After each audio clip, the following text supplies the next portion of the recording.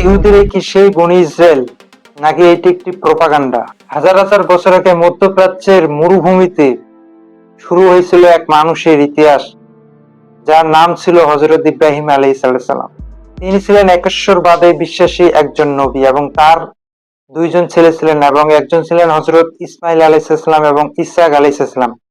পৃথিবীতে যত বড় বড় জাতির উৎপত্তি হয়েছে এই দুইজনের গোত্র থেকেই কিন্তু বের হয়ে আসছে। তেমনি হযরত ইসহাক আলাইহিস সালামের একজন ছেলে ছিলেন, যার নাম ছিল হযরত ইয়াকুব আলাইহিস সালাম। অর্থাৎ এই ইয়াকুব আলাইহিস সালামের আরেকটা নাম হচ্ছে ইসরায়েল, এবং এই বনি ইসরায়েলের গল্পটা ঠিক এখান থেকেই শুরু। এই বনি ইসরায়েলের শুরুটা এই নাম থেকেই, এই গল্প থেকেই। বনি ইসরায়েল শব্দের অর্থ হলো ইসরায়েলের সন্তানেরা, বা হযরত ইয়াকুব আলাইহিস সালামের যে সন্তানেরা রয়েছে তাদেরকে বোঝানো হয়। হযরত ইয়াকুব আলাইহিস সালামের 12 জন সন্তান ছিলেন, পুত্র সন্তান ছিলেন, এবং এই 12 জনের মাধ্যমে পরবর্তীতে 12টি গোত্র তৈরি হয় বনি ইসরায়েলের মধ্যে। এই যে 12টি গোত্র, এই 12টি গোত্র থেকেই বনি ইসরায়েলের ইতিহাস শুরু হয়। ইসরায়েলে এই গোত্রগুলোকে বনি ইসরায়েল হিসেবে আখ্যায়িত করা হয়।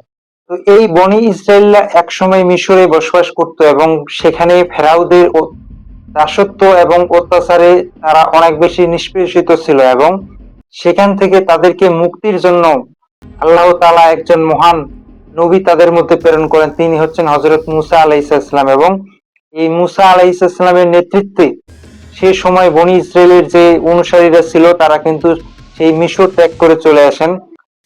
কিন্তু এখান থেকেই প্রশ্নটা আসে, আজকের যে ইহুদিরা রয়েছে তারা কি সেই বনি ইসরায়েলের অংশ? এর উত্তরটা গভীরে রয়েছে। আমরা এই ভিডিওটার গভীরে গেলেই বুঝতে পারবো যে আসলে তারাই কি সেই বনি ইসরায়েল, নাকি এটি একটি ধর্মীয় বিশ্বাস। দেখুন, বনি ইসরায়েল হলো একটি জাতিগত পরিচয়, অপরদিকে ইহুদি হলো একটি ধর্মীয় বা সাংস্কৃতিক পরিচয়, অর্থাৎ রিলিজিয়াস আইডেন্টিটি। এই ইহুদি শব্দটি এসেছে ইয়াহুদা গোত্র থেকে, এবং এই ইয়াহুদার নামেই কিন্তু এই ইহুদি গোত্রটি পরবর্তীতে ধর্মীয় একটি পরিচয়ে রূপান্তর হয়েছে। এবং এই ইয়াহুদার যে গোত্রটি রয়েছে সেই গোত্রটি বনি ইসরায়েলের যে 12টি গোত্র ছিল সেই গোত্রটির মধ্যে একটা হচ্ছে এই ইয়াহুদা। যখন বনি ইসরায়েলের 12টি গোত্র এক এক করে হারিয়ে যায়, তখন এই ইয়াহুদার যে গোত্র সেই গোত্রটি একমাত্র টিকে থাকে, এবং মূলত এই ইয়াহুদা গোত্রটি পরবর্তীতে ইহুদি যে জাতিসত্তা বা পরিচয় বা যে ধর্মীয় পরিচয় সেটাতে রূপান্তর হয়, এবং পরবর্তীতে এটি কিন্তু বেশ জনপ্রিয় হয়ে যায় এই ইহুদি পরিচয়টি।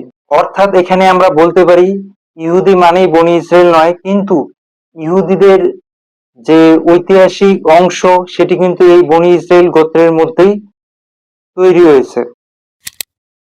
তো আজকের দিনে যদি ইহুদি হওয়াটা কিন্তু বংশগত পরিচয় না, যে কেউ ইহুদি হতে পারে এবং সেই পরিচয় বহন করতে পারে।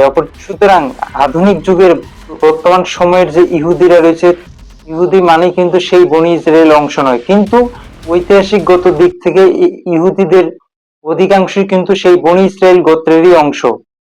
পবিত্র কোরআনে এই ইহুদিদের বা এই যে বনি ইসরায়েল এই শব্দটি বেশ কয়েকবার আসে, এবং বনি ইসরায়েলদের মধ্যে প্রেরিত নবী এবং তাদের ভুল ত্রুটি শিক্ষা, এই সমস্ত বিষয় কিন্তু পবিত্র কোরআনে অনেকবার আলোচনা করা হয়েছে।